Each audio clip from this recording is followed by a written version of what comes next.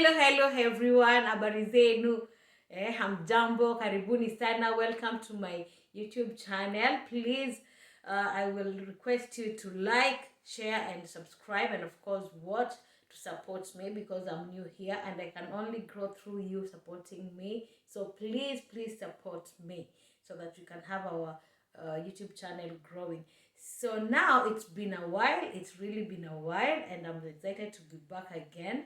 And so I want to discuss something that I felt the need to do, and that's gonna be comparing. I'm gonna be comparing Denmark to Kenya, my country. I'm gonna be comparing Denmark to Kenya, my country. You know, things that are done in Denmark and not done in Kenya, things that are done in Kenya and not done in Denmark, things that we have in Denmark, or they are doing it so differently in Denmark compared to how they're doing it in Kenya, and vice versa. So let's catch up some fun, guys, and see what and what. So I'm gonna be discussing just but a few. With time, then I will be bringing more and more. So I'm just gonna be discussing things that I've self-observed and felt like, hey, it's so different, hii ni tofauti sana na kwetu. So and then maybe it has come like a shock or something, and then so I feel like it's something that it's not the same way. So I feel like I need to bring it out here. And you can always comment something under the comment section and share with me if there are more and more things that you've also realize that are done differently here. So now we're gonna start with the first one, and I'm gonna start with the vehicles on the roads. Barabara za Denmark tukizikompare na barabara za kwetu Kenya. The vehicles on the roads of Denmark compared to those in Kenya. So now the funniest part that I was really shocked about is the vehicles have their lights on during the day. Yeah, so turning on the car turns also the lights. So the whole day mataa zimewaka. So the first day I saw the first day I was on the road, the first time I was visiting Denmark and I was on the road, and I saw cars, their lights were on during the day. I thought there was a mistake or something. Nilifikiria labda hai, kwani jamani kuna nini ama kuna kuja giza suddenly, because it was mchana. And then I was told that this is normal, this is how it should be. So back home in Kenya, we only switch on the light as at from in the evening when the darkness is still starting to come. Else the lights are off. So that is one of the differences. And as a Kenyan, when you're new here and you see that for the first time, it will absolutely be really shocking. It will be like, what is happening, So that is something that is very different from the two countries. And of course the driving on the left, that's okay, because I think most of the people know that and all that. So yes, now we're going to the second one, and we're gonna be talking about vibanda za kwetu. Vibanda, kiosks, canteens, yes, and vibandas. In Denmark, we don't have canteens, kiosks and vibandas on the street. We don't have such, at least not where I'm living. I'm not living in the big cities, so it could easily happen that we have such in the big cities, but where I'm living, and at least most of the places I've visited so far, hakuna vibanda, hakuna kibanda like vibanda za mboga or mama ntilie, and pia hakuna kiosk where you can easily rush in there, from the house, like take you 5 minutes or even take you a minute to go out, get some salt, and umepata emergency umepata hakuna chumvi, you had already cooked, and so you need some salt, alafu utoke pale nje uchukue salt quickly and then come back, or kitunguu or nyanyas, tomatoes or potatoes to something you can run, like a shop, a small shop where they have these things, retailing them outside in the streets. Like that's something that I've not seen so far. Yes, so there are no kiosks available. Like if you run out of, you realize that you don't have tomatoes at a very late hour, like you're from work and you realize that there are no tomatoes, and it's around, like, say 9 p.m. in the evening, and you are in a hurry and you had already prepared the other things, like you don't have tomatoes and you had already prepared the onions and all that. In Kenya, you can easily go out there and buy some tomatoes and quickly come back and cook. Here you might end up canceling the whole thing or canceling the using of tomatoes because hakuna mahali pale nje, you will rush and get them and come back home. So you have to from where I'm staying, you have to go to the supermarket and then pick them, and queue for paying and all that, and that is really, really hectic, and it's time consuming also. So that is something that is so different from back home. So now the next one is about their own flags. I find this so much impressing, so interesting. I feel like it's something we should also observe if we want to as Kenyans. I feel like they're so patriotic about this and so loyal because they have flags. Private homes, anyone is allowed to just have, they have flags, standing outside their houses, standing in the fields, in their gardens, their flags, the Danish flag. And that caught me unaware because I saw that. I went out, when I was new here, and then when I went out, I saw those flags and I thought there was something like Madaraka Day, ya Kikwao, Madaraka Day, ama Mashujaa Day, a national day, so celebration or something that day. But then I was told, it's a normal thing, people can always do that, can always just have it standing outside your house. It's so different. Back home, no, it's not as just like it is here. Actually, sisi kwetu, even during the Madaraka days and all that, we will have it raised in the public places, but not at home, not outside our gardens or outside our farms or fields or outside our houses. It's so different back home in Kenya. It's so different. So here they have flags. You might find several flags standing outside different houses, and that feels really, really nice. So we go to the next one. I'll be talking about the streets in Denmark. Now I have a video of the streets in Denmark, how they're looking like, and I'm gonna be posting that too. But so I'll just discuss it briefly and very shortly. So the streets in Denmark are a bit boring. They are a bit boring, not a bit boring. They're actually boring because there are no people. So having come from Kenya, kwenye you know that even if you're walking from work, you've just shukad matatu, and now you're walking from work, you're not the only person mwenye mnatembea mmeshuka matatu. When you guys are just walking back home, you surely meet someone else that was walking next to you and all that, and you end up meeting people who have shops in the streets, seeing all that. It's a busy street. Here it's so different. At a matatu, sometimes you'll find out that you are maybe the only person mwenye anashuka at a given stage, alafu ukishuka you are the only person, alafu ukiona huku mbele there is no one who is walking, maybe just one by one person, moja tu is coming, and then they're just heading somewhere, and then you are there walking, and then you just turn to your street when you get to your destination, and that feels really, really, really boring. It really feels like, oh no, because back home in Kenya the street is busy, yes, and you're gonna meet someone that from time to time and say hi, and that just feels so nice. So another thing that is so different from there is about the butchery.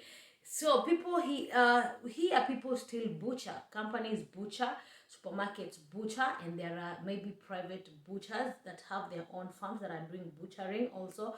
But now when it comes to selling of the meat that they have already butchered, it's done so differently.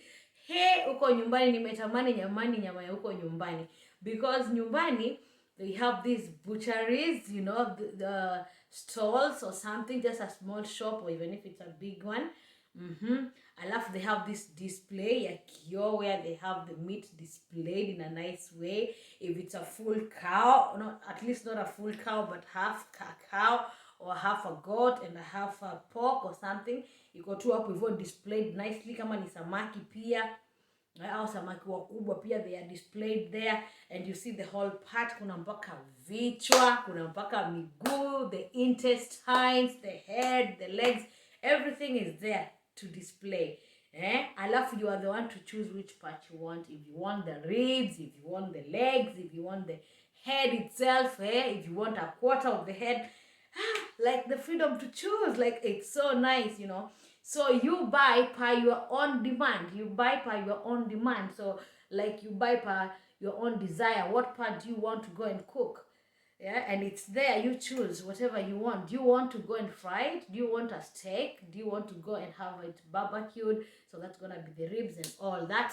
That's so different here. You don't have such butchers. So now the guys that have butchered them according to their own way, like the way they want it here. So they have packaged them already in their own way, how they want it, and then they display them in the supermarkets or wherever. So you end up buying some part of the meat that you might not like. You're just forced to buy that part because you need to buy meat in all way, in any case, but not because you want that part. So you might end up missing to have a head or to have the ribs and not get them. Yeah, for example, the ribs from a goat, you might not get that. And that is it. And that is really, really about the intestines. Matumbo, jamani, I've not got matumbo for so long. I miss matumbo, jamani, tamani matumbo. I hope that soon I can find a private person always butchering, and then I'm gonna buy matumbo, a lot of intestines from them, and store them, because hey, I cannot find any intestines in the supermarkets, not where I live, not where I have visited so far. So that is it. So now we go to the next one. Now the next one that I've also realized is about the solar panels. The solar panels, you can go to places on the, on the walk path or on the highways or super highways, alongside on the field there lay so many solar panels, so many solar panels, thousands of solar panels. Now that is the government, that is the authorities that have invested in that.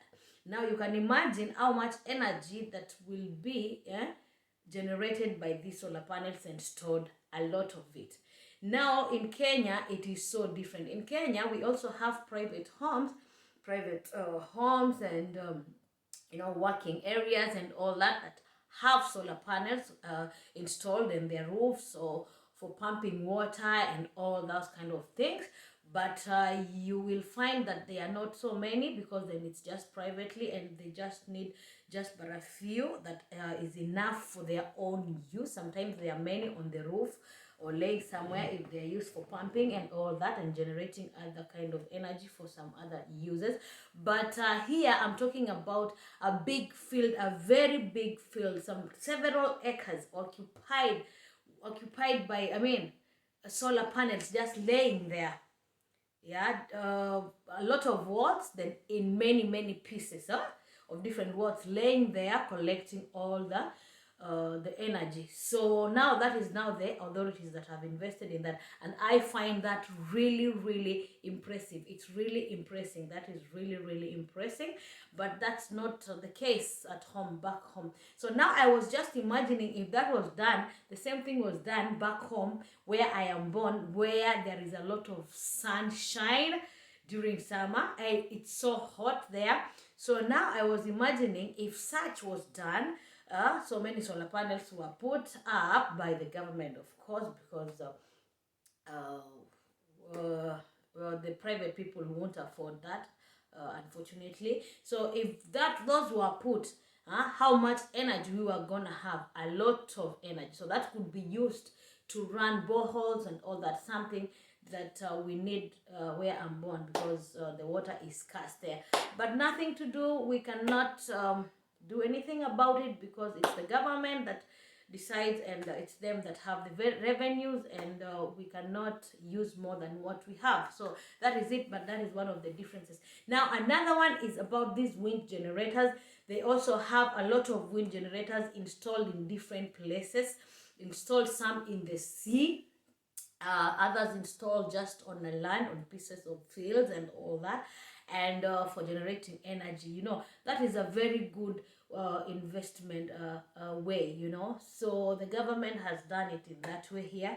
The wind generated very big ones. The wings are very big, so when they are starting to turn, if it's blowing and they start to turn, there's surely also a lot of energy generated. Unlikely home, it's not the same back in Kenya. I think there are some wind generators, of course, from places to places. Some private sectors have installed and all that.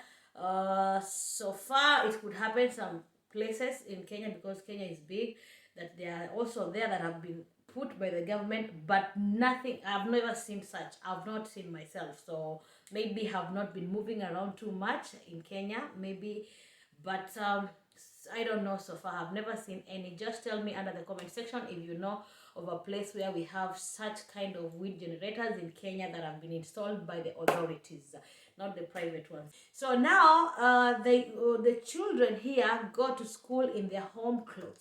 They go to school in their home clothes. They don't have uniforms to identify them with their schools like back home. But I find it better with the uniform for many reasons. But yeah, that is it. So here they go to school in their home clothes.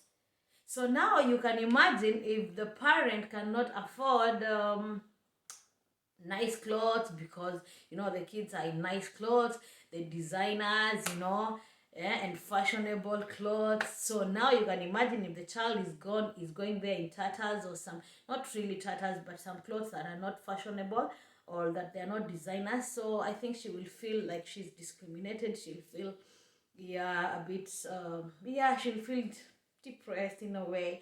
So the need to have uniform there comes in, because when there is a standard uniform for everyone, everyone has to match.